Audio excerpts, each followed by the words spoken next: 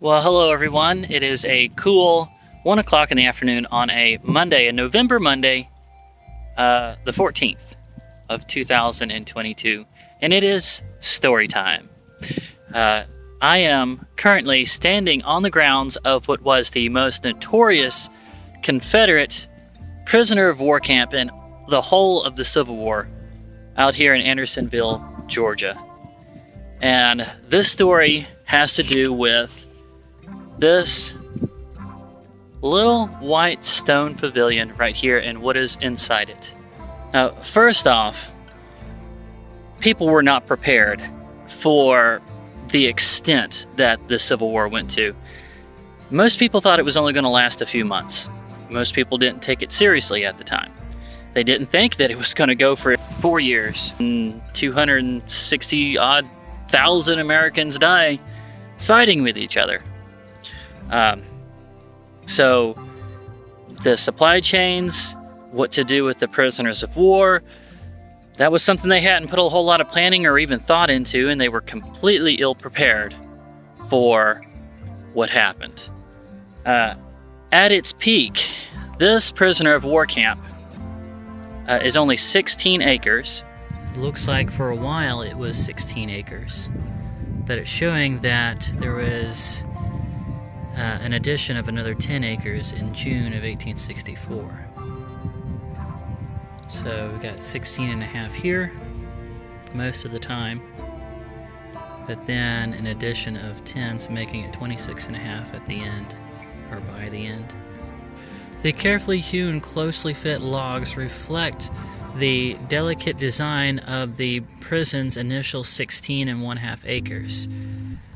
That would be the ones they found here under the ground. At the far northeast corner, hazardly spaced tree trunks reveal the hasty construction of the camp's 10-acre addition. The Confederates' original plan broke down under the wave of overcrowding. The contrasting stockade wall suggests that things had begun to go terribly wrong by the summer of 1864. And at its peak had over 30,000 prisoners at one time packed into this 16 acres. And this one river, I think you might be able to see it, little stream actually, going through the middle of it, their idea was they would put the prisoner of war camp on top of it, and they would use the upstream side to drink and bathe, and then they would use the far downstream side to use the bathroom. So the way they built this was big pine plank walls with they called pigeon roost up in them. And they had a buffer zone called the deadline.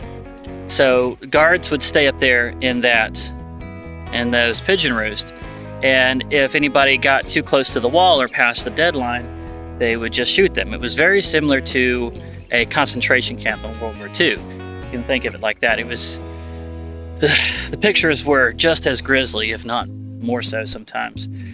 And to think this kind of thing happened in America, on our own soil. They were also very insecure about the possibility that a Union army would come in and just kill the guards, knock down a wall, take all the prisoners.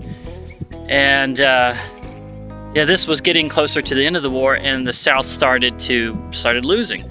And they were afraid of that possibility. And so they built earth barricades with small armies and cannons and everything around the prisoner of war camp. So those soldiers that were in those stockades started using this river as well for the same thing, for using the bathroom and bathing. So by the time the water made it even into the prisoner of war camp, this densely packed prisoner of war camp, it was already tainted. And to make matters even worse, the way they built those pine wood plank walls, it was actually kind of damming up the end of the downstream side, and so that big cesspool down there started backing up into the prisoner of war camp. Instead of just flowing and washing all the waste out, it was starting to back up. And so the soldiers started dying, and quite literally the thousands. Throughout the life of this prisoner of war camp, over 13,000 soldiers died in here of things like cholera and dysentery and jaundice and all of the nasty stuff that comes along with poor sanitation. And I can imagine it was,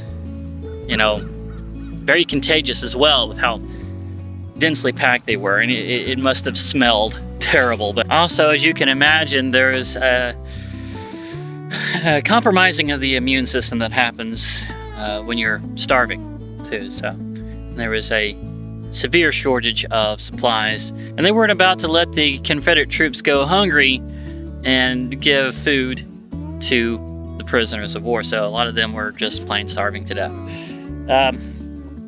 Okay, so that brings us to what happened here.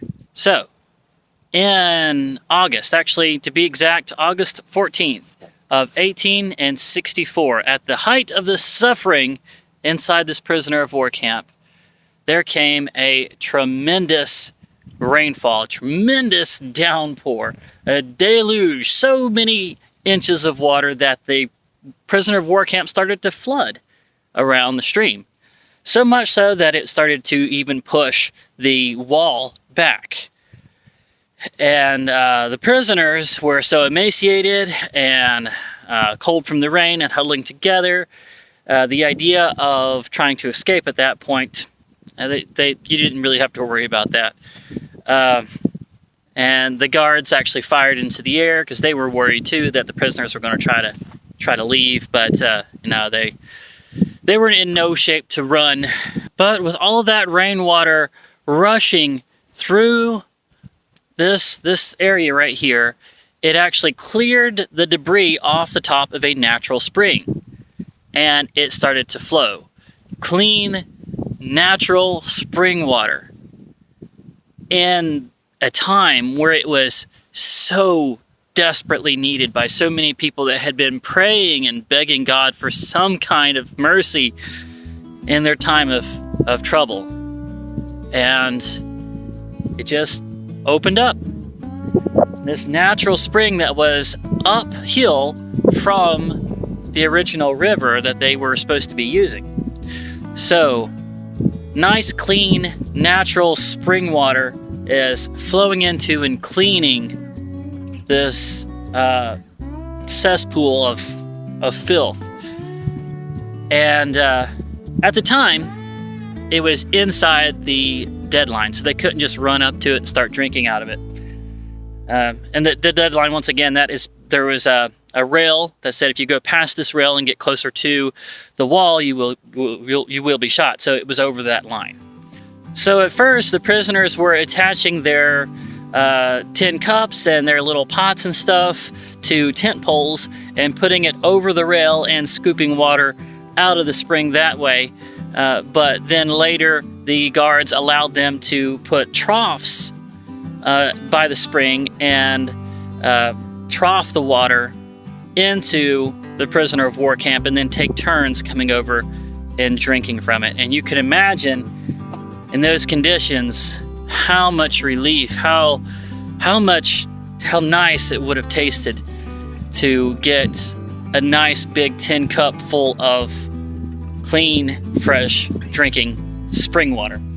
During a heavy rainstorm on August 14th of 1864, a spring suddenly gushed from this hillside. The prisoners were desperate for fresh water, and over time the event became legendary. Several men claimed to have seen lightning strike this spot just before the spring burst forth.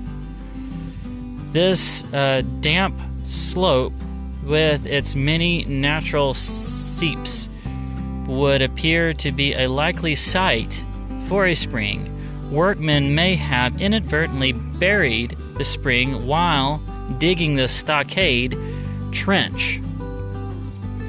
Whether an act of nature or divine providence, the effect of the stream was the answer to thousands of prayers.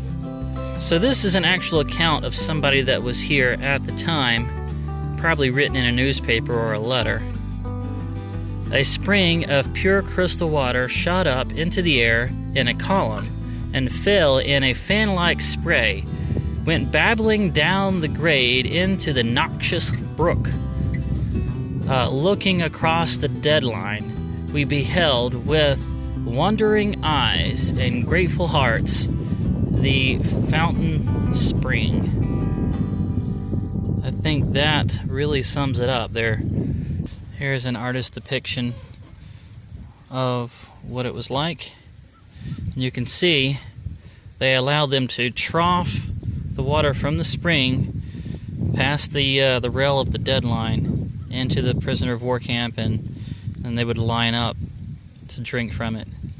You've got this other prisoner right here with a wonking stick to make sure people behave themselves and don't try to cut the line or get too rowdy. And there's this picture here, this one taken in 1897, so years after the war.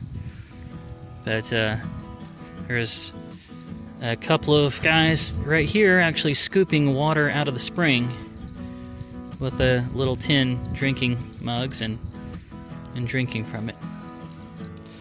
But at this point, the water is no longer fit for human consumption. Water unfit for human consumption. Please do not drink. So, I don't know if maybe the men's immune systems were a little more robust back in the 1800s, or if maybe some industrial pollution has gotten into the groundwater and made this unfit to drink, or maybe they're just hedging their bets and making sure nobody gets sick because they're afraid of the liability if they do. But I'm not going to drink the water. But that's enough talking. Let me go on inside this little pavilion and let you guys have a good look. Now, in this sense, the word Providence means the protective care of God. And that's what the prisoners saw this as. That's how it got its name. All right.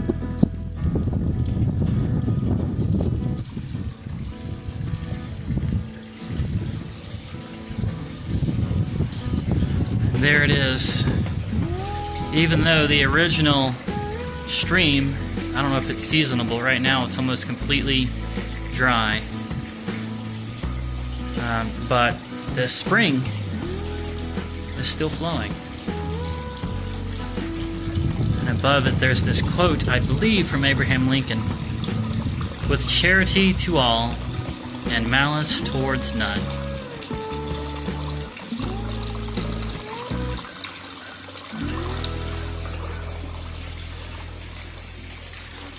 This fountain, erected by the Natural Association Union Ex-Prisoners of War in memory of the 52,345 comrades who were confined here as prisoners of war, and of the 13,900 comrades buried in the adjoining National Cemetery.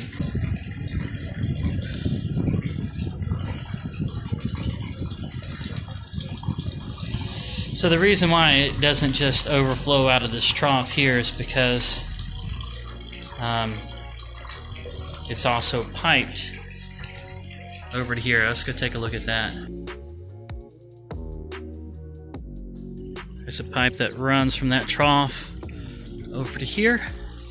We've got these 3 fountains, faucets, whatever you want to call them. It really looks like pure water. I want to drink it.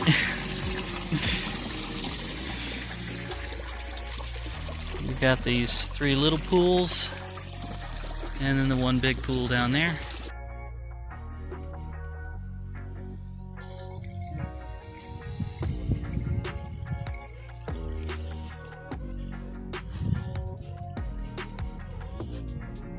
So to cap this story time off, I'm going to do a POV view of walking through this reconstruction of the entrance gate, and also let you see the deadline rail and the distance between it and the wall. So guys, if you have enjoyed this story time, let me know.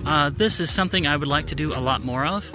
Stories of the miraculous, urban legends, folklore, cryptids, and whatever else kind of local things strike my fancy about whatever city I'm in. So if you enjoyed this and the time lapses and this form of storytelling, please let me know down in the comments. And the best encouragement you can give for getting more videos like this is to watch it and to share it and get other people to subscribe and watch it as well. Okay, so there is the rail of the deadline. And so I'm guessing something like 15 feet in the dead zone right here. If you went under that rail, then somebody up there in that pigeon roost would shoot you. Look forward to seeing you all in the next one.